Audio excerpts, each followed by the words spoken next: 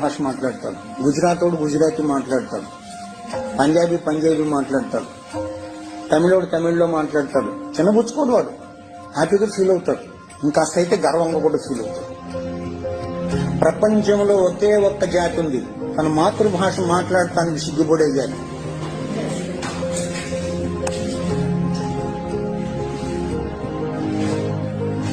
ఏం చేయలేం. దేశ భాషలందు తెలుగు లెస్స. ఎక్కడో విన్నాం, కృష్ణదేవరాయల కాలంలో ఎవడో అన్నాడని ఆయన అన్నాడు. దేశ భాషలందు కాదప్ప, ప్రపంచ భాషలందు తెలుగు లెస్స.